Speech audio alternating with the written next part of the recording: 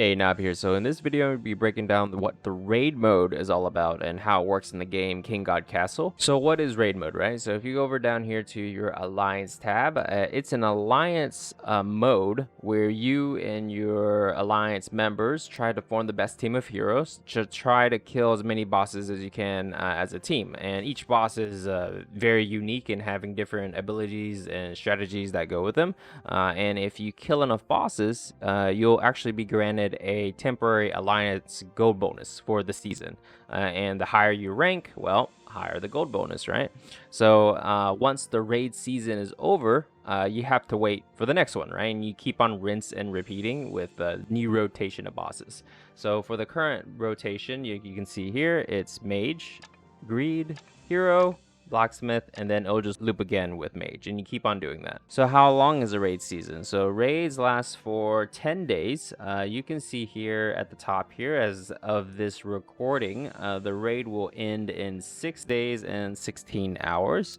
After that, it's about 18 days off. And then you do it again, right? So it's 10 days on, about 18 days off. So what do you get from doing raid, right? So as I mentioned, if you kill enough bosses, your alliance will actually receive a temporary gold bonus for the season. The gold bonus amount is relative to where you place in the raid rankings. If you go up here in ranking, and then it'll show you the top 100 alliances and raids right now. So you'll see their rank, their symbol, their name, what boss they're on, and what rotation, and how much health is left. Top 5 will actually receive a 20% gold bonus. Rank 6 to rank 25, you'll receive 16%.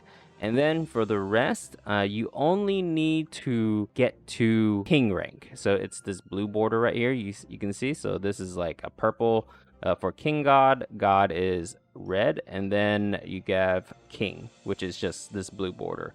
Now blue border is not specific for rank 26 to 100, so you can actually just get king rank and not be in top 100, if that makes sense. So in order to get a 13% gold bonus, you just need to hit king rank.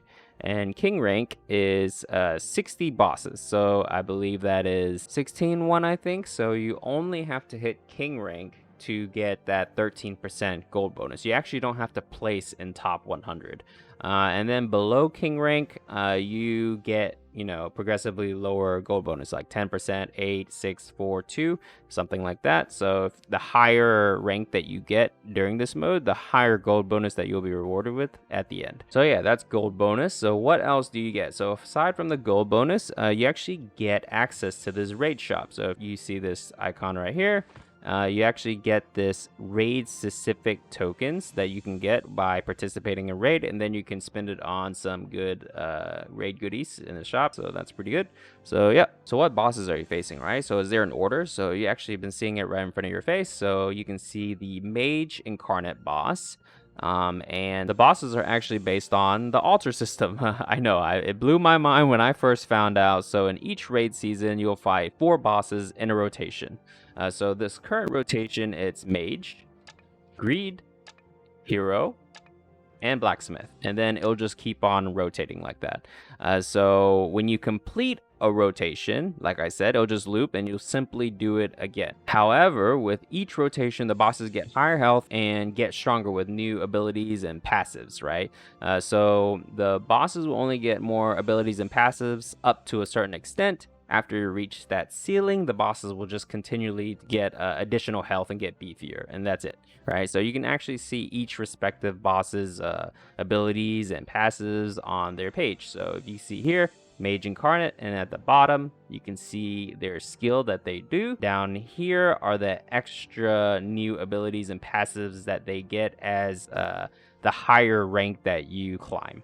So at silver rank, he gets this, gold rank gets this, platinum gets this, diamond gets this. So these ranks, silver, gold, platinum, diamond, they're similar to the ranks that I just mentioned, king god, god, and king. They're the lower ranks. If you want to learn more about what each boss does and their builds, please check out my other raid boss videos. As mentioned, the bosses are based on altars, so you can always predict the next season's rotation, right? So if you go over barracks and then you just go to altars, as I mentioned, the current boss rotation is Mage, Greed, Hero, and blacksmith, right? So the next rotation is actually just going to be greed, hero, blacksmith, blood, like this. And then the next one after that will be hero, blacksmith, blood, giant. And it'll just keep on shifting like this continually. So you can always predict the next season's rotation unless they change how they've been doing it. So how do you get started, right? So this is where there's a lot of nuance and things happening. So I'll try to break it down as simply as I can. So the first thing you need to do is, well, make a team, right? So to make a team, you go over here to form. So dispatch is when you send your team to fight the boss, right? So you need to form a team first to be able to do that, right? So if you go over to form, you'll see this screen. And forming a team is pretty similar to arena mode, where you choose heroes, altars, and relics, and then you go through this like 5-round team forming process. Once you complete your team, you put it up against other players, right? So the only difference is that team forming process in raids are 10 rounds, and you put your team up against raid bosses, right? So with some raid specific mechanics, of course. So who do I put in my team? Who's the best for each certain boss then? So I won't be covering that topic in this video, but watch my other raid videos where I reveal all of the current top meta raid builds. So be sure to check that out. For this video, however, I'll be revealing the best econ build when you don't have any of the meta raid builds. It's a great build for beginners too, but please keep in mind that there are plenty of other great beginner friendly builds that are out there, but I won't be mentioning them in this video. I'll be only mentioning the best econ build when you're at the top of the ladder. So let's start building a team. So the build that we're going to be going for this particular video is going to be your standard Hanzi build. So first, the relic. So our first relic, since it's raids, we'll always go for glove relic, always. So if you click here, and this is your raid menu, I'll be going for glove. If you don't know what it does, I'll leave a link down in the description below to my glove relic explanation. But in short, the relic gives a bunch of attack power. That's pretty much what it does. So for the second relic for this build, we'll actually be going with rapid swords, and this is for the attack speed that we'll get. So the multiple copies that we have for our carry, the more attack speed that we get, basically. All right, so we have our relics set up. So we actually have to back out for the altars. So if you click down here for the altars, for the first altar that we'll be going into, it's usually actually stable to always go 15 hero. And this is because we are building a team over 10 rounds, and we need to complete glove. Now, if you don't know what completing glove is, I explained it in my glove relic explanation video, so be sure to check that out. But yeah, it's usually a must because we need to complete glove, and it'll give us a lot more econ that we wouldn't have had if we didn't have altar heroes, right? But yeah, for the remaining points, it's standard to run 5 blood for this build so that Hanzi can keep alive by herself without a tank. And then the other 5 points usually go into greed for some additional econ, right? So in the same reasons that it will facilitate getting as many Hanzis as we can and completing our glove, getting high tiers, things like that. All right, so we have our altar set up, we have our relics. Now we have to put our heroes together, right? So we click up here to put our heroes in. And so we're going to go for a build that only consists of mainly Hanzi, right? So of course, the higher level Hanzi that you have, the better. So for my Hanzi, she's right here, and she's level 14. So you want to put her on the max attack speed relic that you have. If you have her awakened at level 12, then concentrate awakening is the go-to. This will give her more attack per second as long as she's not moving. And of course, in raids, she's not going to move, right? So this is usually the go-to. If you don't have a Hanzi or have a low level Hanzi, there are actually other beginner builds, but I won't be covering it in this video as I mentioned. But the other alternative is to have an alliance member put her up as a mercenary. So what are mercenaries, right? So each alliance member can actually set one of their heroes as a mercenary for raid at no cost, right? So if you do this, members are able to choose that mercenary to put on their raid team to borrow. So if you go over to this mercenary tab in the middle right here, you can actually see all the heroes that your alliance members have set as mercenaries. In my alliance, it's only me and my alt account actually. So my alt account actually has a level 12 Lunaire up, right? And I can actually take this and put it on my team. So it's important to know that the original owner of the mercenary can actually still use the hero as normal. There are no drawbacks. However, there are some rules. So I'm going to set a mercenary myself for my alliance. So let's show you how this works. So if you back out and you click right here, my mercenary none. I haven't set one. So if you click it, so you can only set one hero as a mercenary. It can even be a hero that you're using on your current team. So I'm actually gonna just put in my level 14 Hanzi, for example, for my alliance. Once you select it, you hit confirm, and you can see this little text here. You can reset my mercenary every hour. So if you ever want to change the hero that you put up for mercenary, there's an hour cooldown. So yeah, so let's go ahead and set this hero as our mercenary. Confirm. Voila, easy. So now my other alliance members can use my level 14 Hanzi on their teams, right? Another rule is that each raid team can only have one mercenary on them. So I can't just have a full team of only mercenaries, for example. However, it's important to know that you can have the same mercenary on both of your teams. So for example, I can choose this Lunaire Merc on my team, right? So you can see her here. Then if I go over to team 2, I can select her again.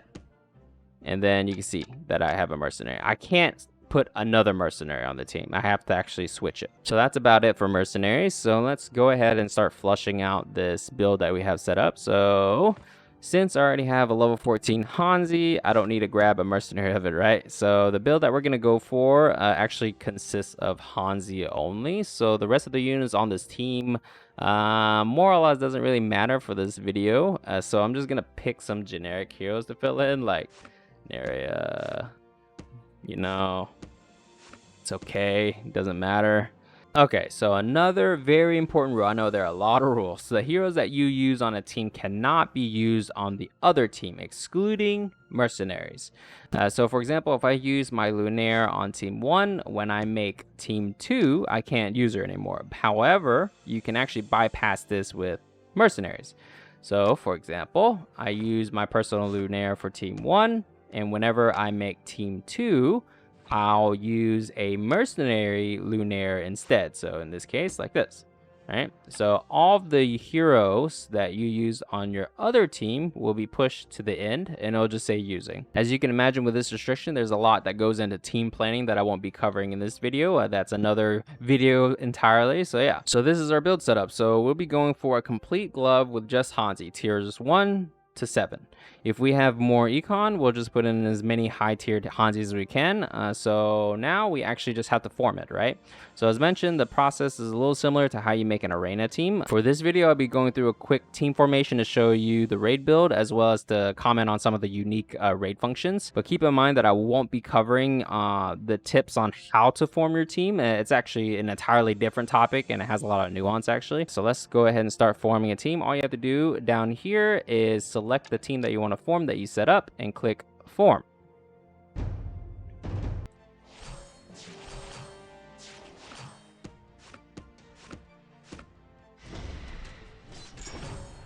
So now we just go through the rest of the team formation process. There'll be forge and merchant rounds as normal, but during the merchant rounds, you actually have to choose between something called divine or silver. So what's divine, right? So divine power. So the indicator is actually down right here. If you click it, divine power, you always start with 2 divine when you start your raid form. And whenever you win a round, it will add 0.5 to your total. So basically, the divine power will increase your damage you deal to a raid boss to a certain limit. The more divine you have, the higher that limit. So also, the more divine you have, the more damage your heroes will actually receive as well. So be careful about that. So yeah, so let's keep on continuing.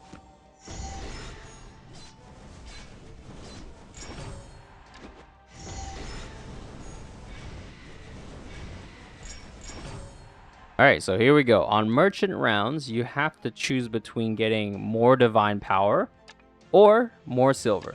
So 99.9% of the time, always grab the silver. This will make completing your glove a lot easier. It will translate into more and higher tiered units. So when you form a team, you'll end up with 7 divine anyways if you didn't take any extra and if you didn't lose any rounds. The extra divine isn't actually better than the extra silver that you could be getting, so that's why we take it, right?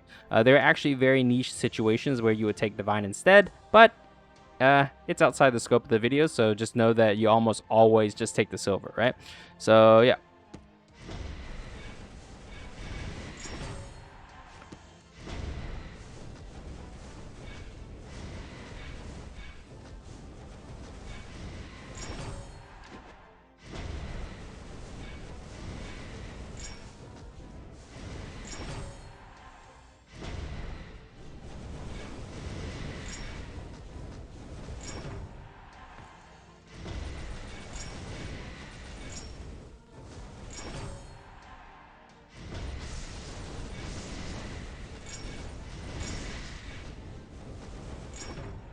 All right, so similar to Arena, the last round you'll be met with a full complete item. In this case, it's a tier 4 swords. The most sought after items in raids are bows because of the affixes that you can get on them. And then the least wanted are definitely armor. So yeah. Before you start the last round, though, be sure to complete all of your merging and formation, as after this you won't be able to adjust it, only your items. So remember, the number one rule is always to complete your glove. So yeah, I'm going to go ahead and do that real quick. All right, so this is what I ended up with, a complete glove with an extra tier 3 Hanzi. For the positioning, you actually can do whatever you want for this round. And when you actually hit the raid bosses, you can always adjust your positioning always before you actually commit to it. But for the standard positioning for the Hanzi build, it's always all of your Hanzis frontlining, and you want to put your highest Hanzis in the middle, and then your next highest Hanzi to the right of them, and then to the left. And you just kind of do like a fan out like this. So if you have any more extra Hanzis that you managed to get, like I did, so any extra will just be in the back, and they are essentially useless, and they'll be locked out because they'll be out of range. So you usually just put them somewhere back here, and then they actually don't matter too much. For items for this build, you definitely want bows and swords on your highest tier Hanzi. I actually screwed up. I should have put this sword on my highest Hanzi, but I didn't do that, so don't make the same mistake I did. So I'm just going to put it on my next highest. Unfortunately, staff items are pretty much useless for Hanzi. There are some affixes, but they don't really matter too much. For armors, just throw them on the next highest Hanzi to help them survive a little bit more, and that's it. So we just click this confirm button that we want to keep it. There you go. Raiders form. We ended up with 7 divine because we didn't take any extra and we didn't lose any rounds. All right, awesome. So we made our team. Though I do want to mention that this team is meant to either mainly hit mage boss or blood boss efficiently. So if you notice that there's actually mage boss, but there's not blood boss in this rotation. Greed boss is a no. Hero boss is a no. Blacksmith boss is actually possible. You just have to substitute Rapid Relic with TP Scroll. And then that's it for this rotation. There's Blood Boss, which I said you can do with this same build. And then Giant Boss, it's actually possible. You typically need 2 tanks for that one. So yeah. You can actually just do the same build, add 2 tanks, and you should be more or less fine for that one. But yeah. So now that we have our team, I'll mention generally what reforming is. So let's say we formed a team like we just did, but we're not happy with it for some reason. Well, we can reform it, right? So you can see this number by down here, it's 4 out of 5. So I can reform this team 4 more times to get something I'm happy with, right? So likewise for my team 2, I also have 5 tries to form a team with it because I haven't tried it for today yet, right?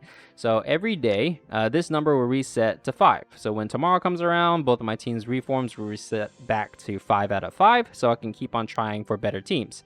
Any remaining reforms that you have won't be accumulated and will be reset to 5 always. So if I wanted to reform a team, I just click the button again, and it will ask you, do you want to reform? It'll be reset, and then you click yes to continue. I'm not going to do that. So this leads to another raid mechanic that I have to talk about, and it's flags. So you might have noticed each raid team always starts with 3 flags when you create them. So you can see here I have my 3 flags. When you go to dispatch and you send your team to hit the boss and do your damage, it'll consume a flag and lock your team for the day. That's right. You can only hit with a team once a day. So tomorrow, when my team will get unlocked, I can hit with it again. So what happens when you run out of flags, right? Well, you must reform a new team. Yep, that awesome team you created, yeah, you can only use it 3 times, sadly. All right, so how do I attack a boss with my team that I just made, right? So you gotta go to dispatch. So in the dispatch tab, you'll see the boss that your alliance is currently on, and then you simply hit dispatch raiders and select the team that you want to use, and you enter a round with the raid boss for 30 seconds. And during these 30 seconds with the boss, your team will actually try to do as much damage as they can. If all of your heroes die during that, of course, your hit will end, and that's it. Your team will then get locked out for the day. You'll have to wait until the next day to hit again. If you manage to kill the raid boss before 30 seconds, you'll actually bleed over to the next boss in rotation. You'll receive like a little extra few seconds as a bonus, and you'll do your remaining damage. Keep in mind that you can only kill 2 raid bosses per hit. After killing 2 bosses, it'll just end your run. So after you're done with your hit, the new status of the current raid boss will update for your entire alliance, right? Because it's an alliance mode. Then you can hit with your team 2 if you wanted to, or you can plan with an alliance member and they can go, things like that. Now, the last important raid function you need to know about is that there's actually a practice mode where you can actually enter with your team and test your damage before actually committing to the real hit. And you can play around with positioning and things like that. And the button is right here in the bottom right corner, practice battle. Now be careful not to actually push the dispatch raiders button for an accident. It's happened to me on several occasions, so yeah, be careful. So when you click this practice button, you actually select the team that you want to practice with, and it'll actually put you up against the boss in a practice 30-second round, and the damage won't actually count towards the real run, right? It's just practice. We'll go into a practice battle to show you how a boss battle looks like and how it works. But before that, I have to mention a crucial aspect of practice rounds is that you can actually select which boss you want to practice against by clicking these arrows right here. You might have seen me do it earlier in the video, and you can cycle through the bosses: mage, greed, hero, blacksmith, and it'll loop again in its actual order. So say, for example, you're on mage boss, right? But your team is specifically made for hero boss, and you want to practice your team on hero. Well, guess what? You don't have to wait for a hero boss to come up in rotation to practice against it. You just simply select hero boss and then click practice battle, and then you can practice against it, even though you're not actually on it in rotation. Obviously, the button is grayed out, and you can't dispatch raiders for hero boss because you're not actually on it, right? So yeah, that's definitely something that you definitely need to know, because I definitely didn't know that when I first started out way back when. So the last thing I want to do to top it off is to show you a practice battle with a team that we just created to show you how it looks. So we have mage boss selected, and then we just go to practice battle, team 1, practice, and it'll just put us in a practice room with our boss, and then we have this 20-second prep time to kind of adjust our positioning and things like that. And then once we're ready, we just hit start. So for this build in particular, it's always the highest main carry Hanzi in the middle, and their next highest Hanzi to the right of it, right? So yeah, boom.